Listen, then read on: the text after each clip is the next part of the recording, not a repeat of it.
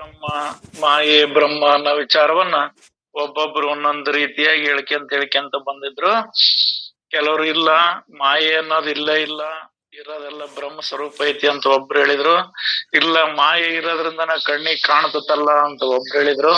ಅದು ಕಣ್ಣಿಗೆ ಕಾಣದಾಗಿದ್ರೆ ಜ್ಞಾನದಿಂದ ನಾಶವಾಗ್ತತ್ತಲ್ಲ ಅಂತ ಒಬ್ರು ಹೇಳಿದ್ರು. ಇಲ್ಲ ಅದು ಬೇರೆನೇ ಐತಿ ಅಂತ ಹೇಳಿದ್ರು. ಅದಕ್ಕೆ ಕೊನೆಗೆ ಏನ್ ಹೇಳಿದ್ರು, ಈ ಕಣ್ಕಟ್ಟು ವಿದ್ಯೆ ಅನ್ನೋದು ಏನೈತಲ್ಲ ಅದನ್ನೆಂದು ಸತ್ಯವಂತ ಭಾವಿಸ್ಲೇಬಾರದು. ಯಾಕಂದ್ರ ಅದು ಸುಳ್ಳ ಐತಿ. ನಿಜವಾದ ಜಾದು ಆಟದಲ್ಲಿಯಂತೆ ಕಲ್ಪನೆಯ ಜನರಿಗೆ ಈ ಜಗತ್ತಿನ ಅನೇಕ ಭಾಸಗಳನ್ನ ತೋರಿಸುವುದು.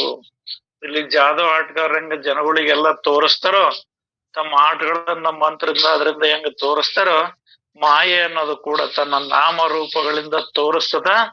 ಅದು ಏನೇ ನಾಮರೂಪಗಳಿಂದ ತೋರಿಸಿದ್ರು ಕೂಡ ಅದೆಲ್ಲದು ಮಿಥ್ಯೆ ಇದ್ದು ಇದೆಲ್ಲವೂ ಬ್ರಹ್ಮವೇ ಇರುತ್ತದೆ ಎಂಬ ಉತ್ತರ ಬಂದೀತು. ಅಂದ್ರ ಅಂತಿಮವಾಗಿ ಏನ್ ಹೇಳಿದ್ರು, ಈ ಮಾಯೆ ಅನ್ನೋದಕ್ಕ ಇದೆಲ್ಲ ಜಾದ ವಿದ್ಯೆ ಇದ್ದಂಗಪ್ಪ, ಇದು ಯಾವುದು ಸತ್ಯ ಅಲ್ಲ. ಇದು ಏನೆಲ್ಲ ರೂಪನಾಮಗಳನ್ನ ತೋರಿಸಿದ್ರು ಕೂಡ ಅದೆಲ್ಲದು ಮಿಥ್ಯನೈತಿ, ಇರುವುದು ಒಂದೇ ಬ್ರಹ್ಮ ಅನ್ನೋ ವಿಚಾರದವರೆಗೆ ನಿನ್ನೆವರೆಗೆ ನೋಡಿದ್ದೀರಪ್ಪ.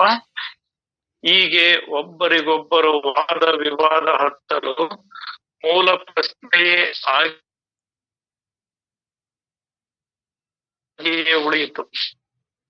ಅದನ್ನ ಇನ್ನು ಮೇಲೆ ಏಕಾಗ್ರತೆಯಿಂದ ಕೇಳಿರಿ. ಮಾಯೆಯು ಮಿಥ್ಯೆ ಇರುವುದೆನ್ನುವುದು ನಮಗೆ ನಿಶ್ಚಯವಾಗಿ ತಿಳಿದಿರುವುದು. ನಿಜವಾಗ ನಮಗೆ ಇಲ್ಲಿವರೆಗೆ ಎಲ್ಲರ ತರ್ಕವನ್ನ ಎಲ್ಲರ ಅನುಭವದ ಅಭಿಪ್ರಾಯಗಳನ್ನ ತಿಳಿಸಿ ನೋಡಿದಾಗ ಈ ಮಾಯೆ ಅನ್ನೋದು ಏನೈತಪ್ಪ ಅಂದ್ರ ಇದು ಜಾದು ಆಟದ ರೀತಿ ಐತಿ, ಕಣ್ಕಟ್ಟು ಇದ್ದೇ ತರ ಐತಿ ಅನ್ನೋದು ನಮಗೆಲ್ಲರಿಗೂ ನಿಶ್ಚಯವಾಗಿ ತಿಳಿದಿರುವುದು. ಇನ್ನೇನು ಇಂಥ ಮಾಯೆಯು ಇಂಥ ಮಿಥ್ಯೆ ಮಾಯೆಯು ಬ್ರಹ್ಮದಲ್ಲಿ ಹೇಗೆ ನಿರ್ಮಾಣವಾಯಿತೆಂಬುದೇ ಪ್ರಶ್ನೆ. ಆಯ್ತು, ಮತ್ತ ಇದು ಎಲ್ಲ ಸುಳ್ಳ, ಇದು ಜಾದು ಆಟದಂಗ ತೋರಿಸಿದ್ರಿ ಅಂತ ಹೇಳ್ತೀರಿ. ಮತ್ ಇದು ತೋರ್ಸೋದು ಇದು ನಿರ್ಮಲವಾದ ಪರಬ್ರಹ್ಮದಲ್ಲಿ ಇದರ ಹೆಂಗ್ ಸೃಷ್ಟಿ ಆಯ್ತು ಅನ್ನೋದೊಂದು ಪ್ರಶ್ನೆ. ನಿರ್ಗುಣ ಬ್ರಹ್ಮವು ಮಾಯೆಯನ್ನು ಮಾಡಿತೆನ್ನುವ ಅಸಾಧ್ಯ ಮಾತಿನ ಗೊಡವೆಯೇ ನಮಗಿಲ್ಲ. ಯಾಕೆಂದರೆ ಮಾಯೆಯು ಬೊಡ್ಡು ಸಹಿತ ಸುಳ್ಳಿರುತ್ತದೆ.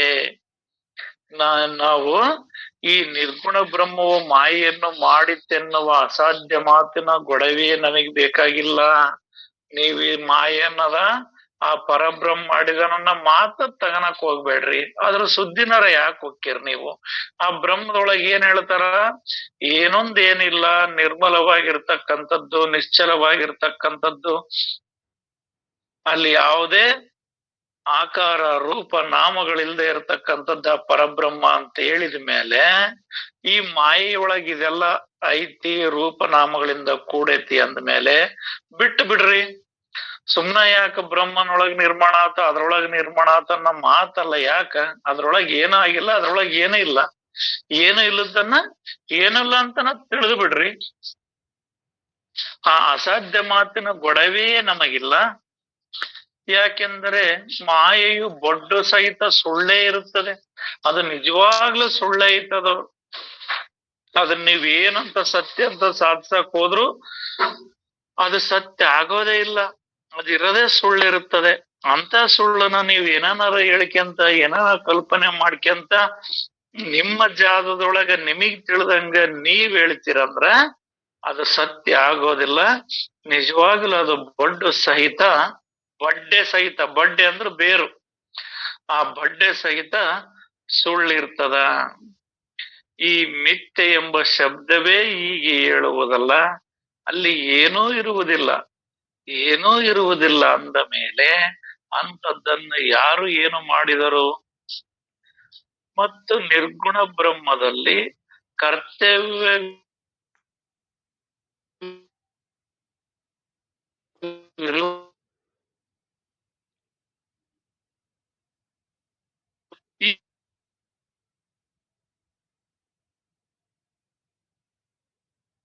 ಅವನಲ್ಲಿ ಏನೂ ಕೆಲಸ ಇಲ್ಲ, ಅವನೇನು ಕರ್ತನಲ್ಲ. ಅವ್ನಿಗೆ ಏನಾರ ಕೆಲಸ ಇದ್ರ ಅವ್ನ ಮಾಯ ಸೃಷ್ಟಿ ಮಾಡಿದ್ ಬಿಡಪ್ಪ ಅಂತ ಏನಾರ ಹೇಳ್ಬೋದಾಗಿತ್ತು. ಅವನಿಗೆ ಏನೂ ಕೆಲಸ ಇಲ್ಲ, ಅವನಿಗೆ ಏನೂ ಕರ್ತವ್ಯನ ಅಲ್ಲಿ ಇಲ್ಲ, ಅಶಕ್ಯ, ಅಲ್ಲಿ ಸಾಧ್ಯವೇ ಇಲ್ಲ ಅಲ್ಲಿ ಆಗೋದಿಕ್ಕೆ.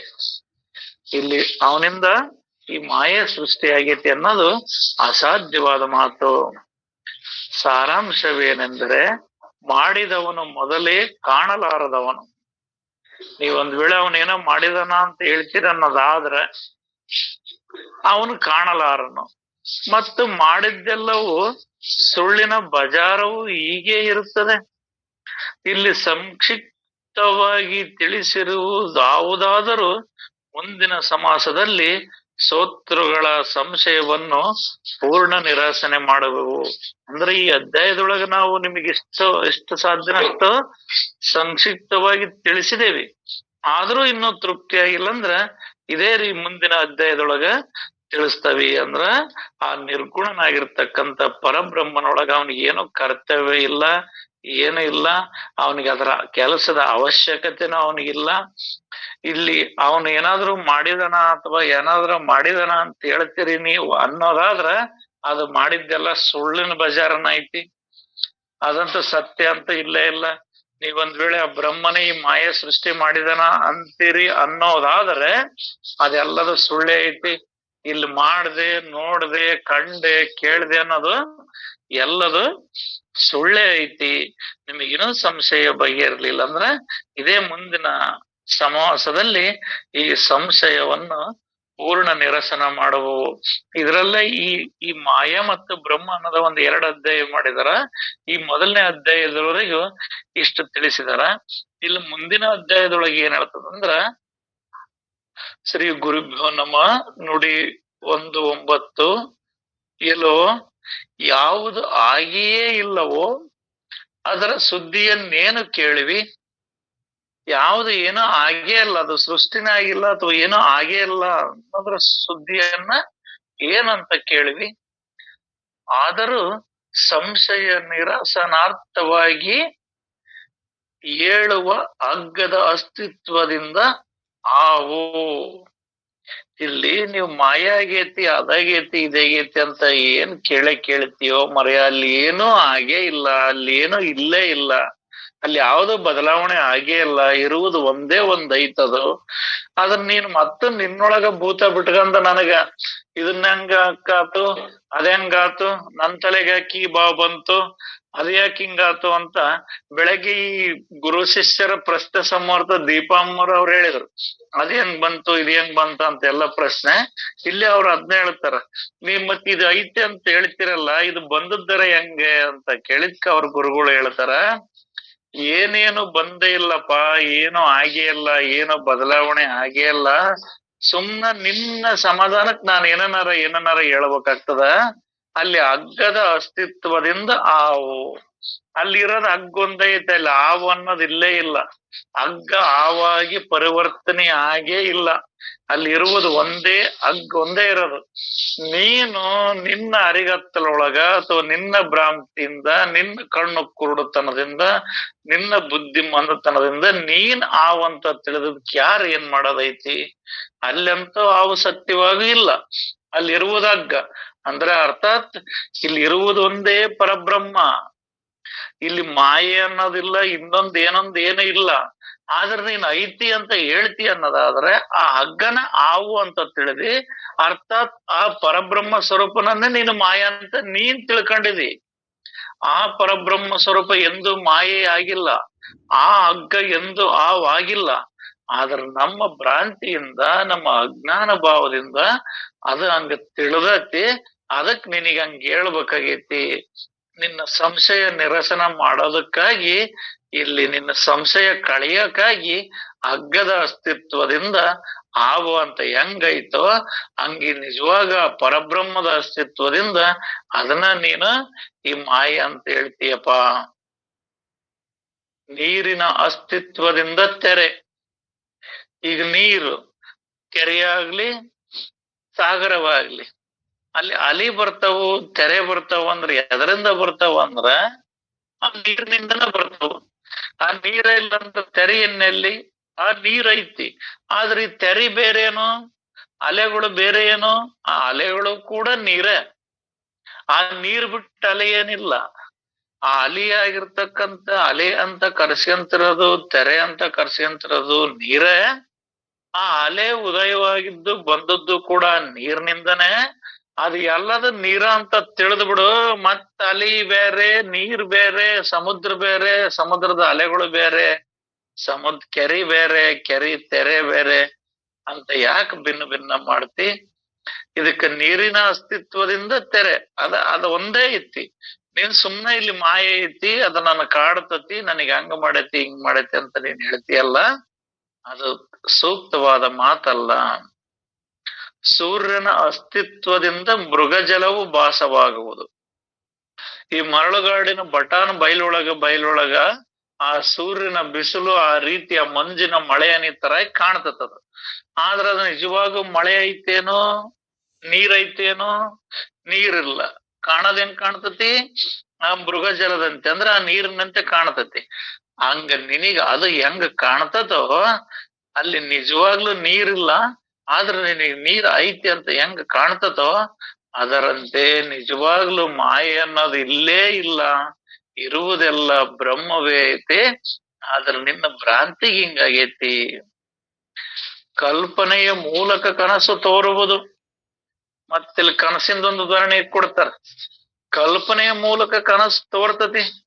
ನಿಜವಾಗ ನೀನು ಕನಸು ಕಂಡಿದೀಯ, ಕನಸ್ನಾಗ ಎಲ್ಲರೂ ಕಂಡ್ರು, ಎಲ್ಲರೂ ಬಂದ್ರು, ಹೋದ್ರು, ಉಂಡ್ರು, ಏನೆಲ್ಲ ಆಗಿ ಹೋತು. ಆದ್ರೆ ನಿನ್ ಕನಸು ನಾವು ಸುಳ್ಳು ಅಂತ ಹೇಳೋದಿಲ್ಲ. ನೀನ್ ಕಂಡ್ರದ್ನ ಸುಳ್ಳು ಅಂತ ಹೇಳಲ್ಲ. ಆದ್ರೆ ನೀನ್ ಕಂಡ್ರದ್ ಎದ್ರಾಗ? ಕನಸಿನೊಳಗ. ಮತ್ತೆ ಕನಸೇ ಸುಳ್ಳು ಐತೆ ಅಂದ್ರ ಆ ಕನಸಿನೊಳಗ ಬಂದಂತ ರೂಪನಾಮಗಳಾಗ್ಲಿ, ಕ್ರಿಯಾಕಲಾಪಗಳಾಗ್ಲಿ, ನಿನ್ನ ವರ್ತನೆಗಳಾಗ್ಲಿ, ನಿನ್ ಕನಸಿನಾಗ ಉಂಡ್ರು ನಿನಗೇನೋ ಹೊಟ್ಟೆ ತುಂಬತೇನೋ, ನೀನ್ ಕನಸಿನಾಗ ನಿನಗೆ ಬಡತನ ಬಂತಂದ್ರ ಬಡತನ ರಾಕತ್ತೇನೋ, ಕನಸಿನೊಳಗ ಸಿರಿತನ ಬಂದ್ರ ಸಿರಿತನ ರಾಕತ್ತೇನೋ? ಏನಾಗಲ್ಲ. ಆ ಇರದ ಕನಸ ಸುಳ್ಳೈತಿ. ಆ ಕನಸ ಸುಳ್ಳೈತಿ ಅನ್ನೋದ್ರಿಂದ ಅದ್ರ ಕನಸಿನಲ್ಲಿ ಬರ್ತಕ್ಕಂಥವು ಎಲ್ಲವೂ ಸುಳ್ಳೇ ಅದಾವು. ಸಿಂಪಿಯ ಮೂಲಕ ಬೆಳ್ಳಿ ಭಾಸವಾಗುವುದು. ಕಪ್ಪೆ ಚಿಪ್ಪಿನ ಮೂಲಕ ಬೆಳ್ಳಿಯನ್ನ ಕಾಣ್ತತೆ. ನಿಜವಾಗೂ ಬೆಳ್ಳೇನು? ಬೆಳ್ಳಿ ಅಲ್ಲ. ಮತ್ತೇನೈತಿ? ಅದು ಆ ಸಿಂಪಿನ ಐತಿ, ಆ ಕಪ್ಪೆ ಚಿಪ್ಪು ಅದೈತಿ. ಹಂಗ ಇಲ್ಲಿ ನಿಜವಾಗ್ಲೂ ಏನೈತಿ? ಇರುವುದೊಂದೇ ಪರಬ್ರಹ್ಮ. ಅದನ್ ಬಿಟ್ಟು ಪರಬ್ರಹ್ಮನ ಬಿಟ್ಟು ಬೇರೆ ಏನೊಂದೇನು ಇಲ್ಲ. ಆದ್ರ ನಿನಗೇನಾಗಿ ಕಾಣ್ತತಿ?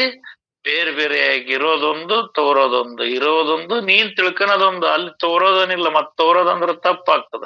ನೀನ್ ತಿಳ್ಕನದೊಂದು. ಇದಕ್ ನಿನ್ನ ಅಜ್ಞಾನಕ್ಕ ನೀನೇ ಹೊಣೆವಿನ ಬೇರೆ ಯಾರು ಆಗ್ಲಾರದು.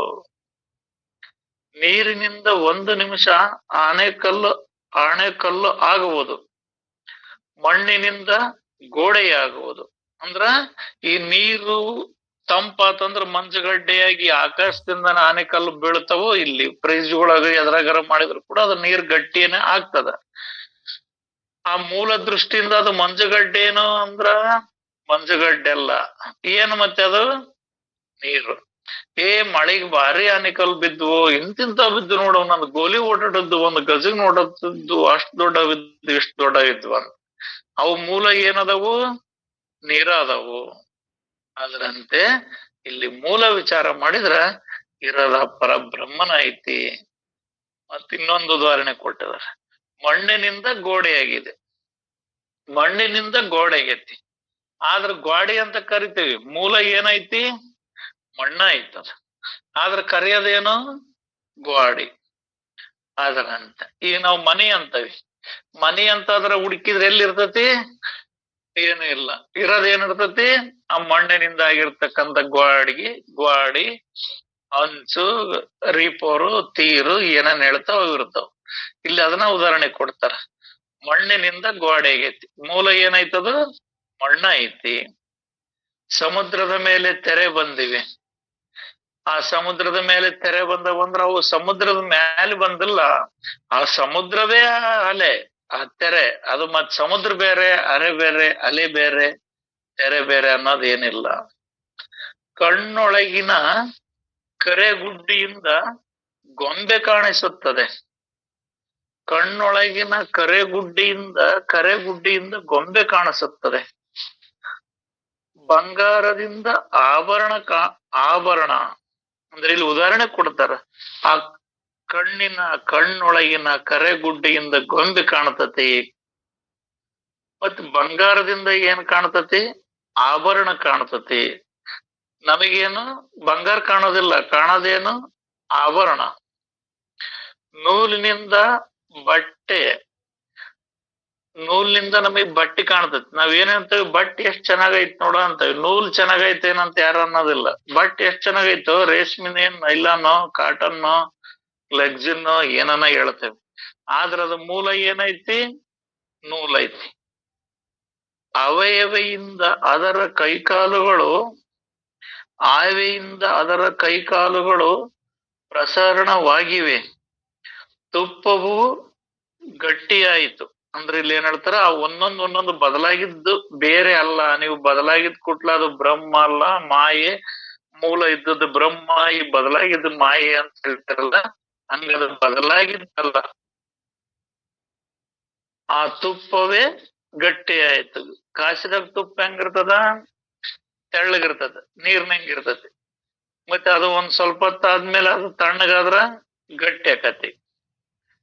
ಈ ರೀತಿಯಾಗಿ ಮಾಳದಿಂದ ಉಪ್ಪಾಯಿತು. ಈಗ ಸಮುದ್ರದ ನೀರ್ನ ಒಂದ್ ಕಡೆ ಸಂಗ್ರಹಣೆ ಮಾಡಿ ಅದಕ್ಕೆ ಏನನ್ನ ಬತ್ತಂಗ್ ನೀರೆಲ್ಲ ಬತ್ತಂಗ್ ಮಾಡಿ ಉಪ್ಪು ಮಾಡ್ತಾರ. ಅದು ಉಪ್ಪು ಸಮುದ್ರ ಬಿಟ್ಟು ಬಂತೇನೋ? ಇಲ್ಲ, ಸಮುದ್ರದಿಂದನ ಬಂದಿರತಕ್ಕಂಥದ್ದು. ಆ ಸಮುದ್ರದಿಂದನೇ ಉಪ್ಪಾಯಿತು. ಬಿಂಬದಿಂದ ಪ್ರತಿಬಿಂಬ ಮೂಡಿತು. ಇಲ್ಲಿ ಪ್ರತಿಬಿಂಬ ಅನ್ನೋದೇನು ಬೇರೆ ಇಲ್ಲಲ್ಲ, ನಾನಿರೋದ್ರಿಂದ ನನ್ನ ಪ್ರತಿಬಿಂಬ, ನನ್ನ ನೆರಳು, ನನ್ನ ಛಾಯೆ ಅದೆಲ್ಲದ ಕಾಣ್ತತಿ. ಆ ಛಾಯೆ ಬೇರೆ, ನಾನ್ ಬೇರೆ ಅಲ್ಲಲ್ಲ, ಅದು ನಂದೇ ಅಲ್ಲ. ಅದರಂತೆ ನೆಲದಿಂದ ಗಿಡದಿಂದ ದಟ್ಟ ನೆರಳಾಯಿತು. ಈ ನೆಲದಿಂದನೇ ಗಿಡದಿಂದ ಒಂದ್ಕೊಂದು ಗಿಡಗಳು ಮರಗಳು ಹೆಚ್ಚಾದ ಬಂದ್ರ ಅದೇ ಒಂದ್ ದಟ್ಟ ಅಂದ್ರೆ ದೊಡ್ಡದಾಗಿರ್ತಕ್ಕಂಥ ನೆರಳಾಯಿತು.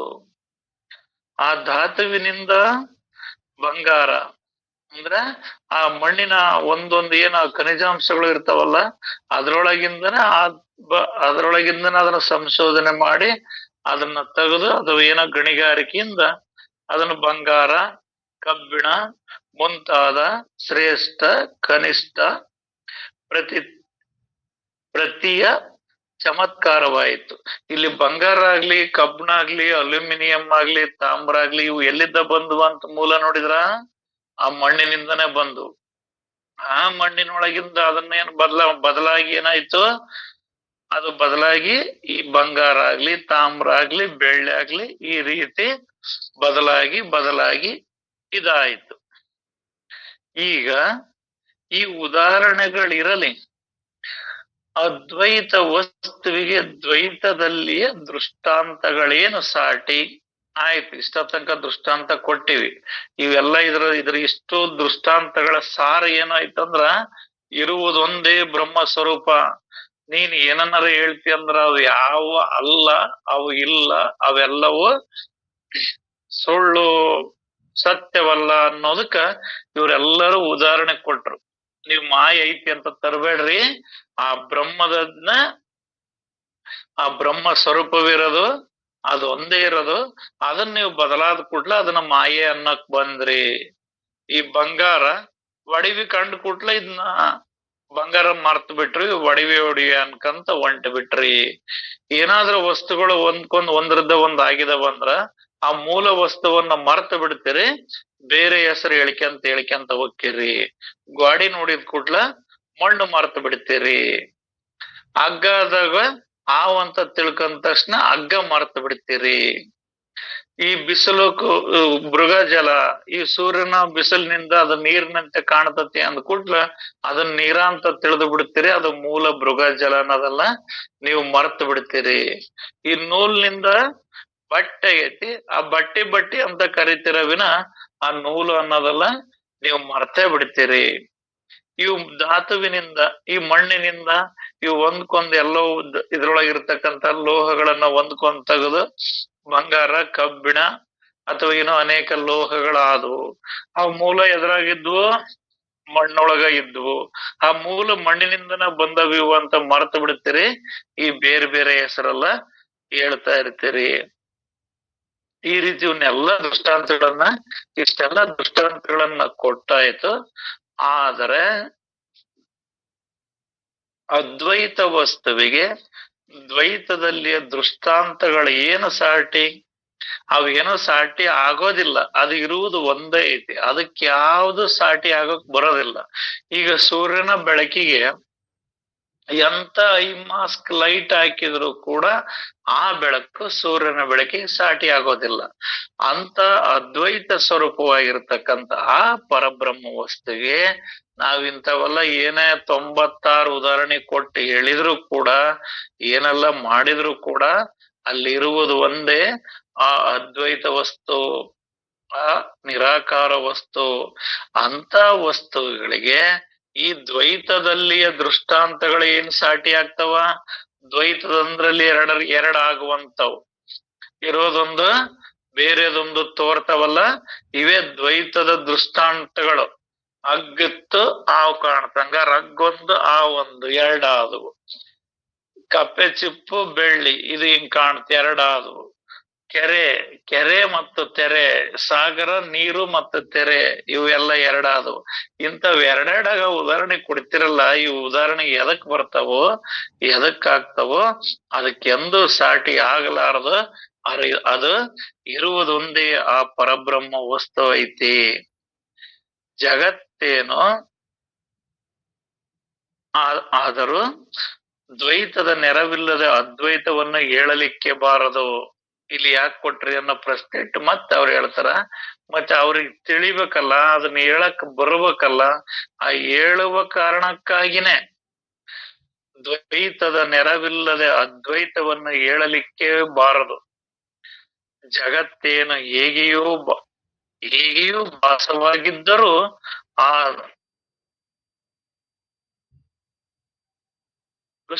ಆ ದೃಶ್ಯ ವಸ್ತುವಿನ ಜ್ಞಾನವಾಗುವುದು. ಅಂದ್ರ ಇಲ್ಲಿ ಯಾಕೆ ನಾವು ಇದನ್ನೆಲ್ಲ ಹೇಳಿದೀವಪ್ಪ, ಉದಾಹರಣೆ ಕೊಟ್ಟಿವಿ ಅಂದ್ರ, ಈ ದೃಶ್ಯದಲ್ಲಿಯ ದೃಷ್ಟಾಂತದಿಂದ, ಅಂದ್ರೆ ಕಣ್ಣಿಗೆ ಕಾಣುವ ಆಕಾರ ವಸ್ತುಗಳ ದೃಷ್ಟಾಂತದಿಂದ ಆ ದೃಶ್ಯ ಅಂದ್ರೆ ದೃಶ್ಯಕ್ಕೆ ಸಿಲುಕಲಾರದಂತ ಆ ದೃಶ್ಯವೇ ದ್ರಷ್ಟ ಇರ್ಬೇಕು ನೋಡ್ರಿ. ಆ ದೃಷ್ಟಾಂತದಿಂದಲೇ ಆ ದೃಶ್ಯ ಅಂದ್ರ ಕಾಣಲಾರದ ವಸ್ತುವನ್ನ ದೃಶ್ಯ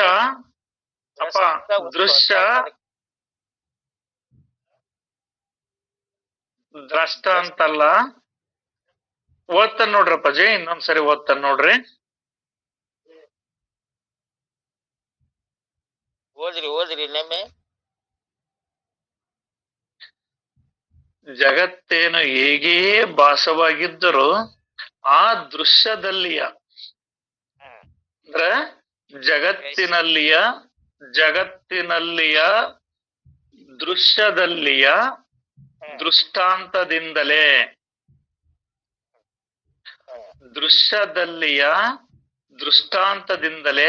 ಆ ದೃಶ್ಯ ಅಂದ್ರೆ ದೃಶ್ಯಕ್ಕೆ ವಿರುದ್ಧಾರ್ಥಕವಾಗಿರ್ತಕ್ಕಂಥ ಆ ಕಾಣಲಾರದಂತ ವಸ್ತುವನ್ನ ಈ ಕಾಣುವ ವಸ್ತುಗಳಿಂದ ಉದಾಹರಣೆ ಕೊಡೋದು.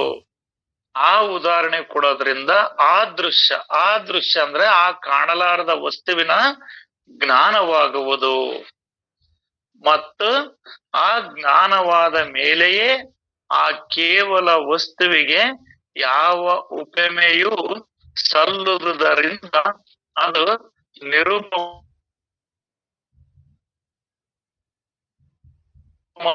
ಅಂದ್ರ ಇಲ್ಲಿ ನಾವು ಏನಾದ್ರೂ ಆ ನಿರಾಕಾರ ಪರಬ್ರಹ್ಮ ವಸ್ತುವನ್ನ ಉದಾಹರಣೆ ಹೆಂಗ್ ಕೊಡ್ತೇವೆ ಅಂದ್ರೆ, ಈ ನುಡಿಯ ಈ ಓದಿರೋದ್ರ ಸಾರ ಏನ್ ಹೇಳ್ತದಂದ್ರ, ಆ ನಿರಾಕಾರವಾಗಿರ್ತಕ್ಕಂಥ ಆಕಾರ ರಹಿತವಾಗಿರ್ತಕ್ಕಂಥ ಅದ್ವೈತ ಪರಬ್ರಹ್ಮ ವಸ್ತುವನ್ನ ಈ ದ್ವೈತದ ಆಕಾರದ ವಸ್ತುಗಳ ದೃಷ್ಟಾಂತದಿಂದ ಆ ನಿರಾಕಾರದ ವಸ್ತುವನ್ನ ತಿಳಿಸುವುದು. ಈ ರೀತಿ ಆ ದೃಶ್ಯ ವಸ್ತುವಿನ ಜ್ಞಾನವಾಗೋದು. ಆ ದೃಶ್ಯ ಅಂದ್ರ ಆ ದೃಶ್ಯ ರಹಿತವಾಗಿರ್ತಕ್ಕಂಥ ವಸ್ತುವಿನ ಜ್ಞಾನವಾಗುವುದು. ಮತ್ತು ಜ್ಞಾನದ ಮೇಲೆಯೇ ಆ ಕೇವಲ ವಸ್ತುವಿಗೆ ಯಾವ ಉಪಮೆಯೂ ಸಲ್ಲುವುದರಿಂದ ಅದು ನಿರುಪಮವಿದ್ದ ಸಂಗತಿಯು. ಎಲ್ಲರಿಗೂ ಶರಣು ಶರಣಾರ್ಥಿ ಅಪ್ಪಾಜಿ. ಉಳಿದ ಭಾಗವನ್ನ ಮತ್ತೆ ನಾಳೆ ನೋಡೋಣ ಅಪ್ಪಾಜಿ. ಎಲ್ಲರಿಗೂ ಶರಣು ಶರಣಾರ್ಥಿ.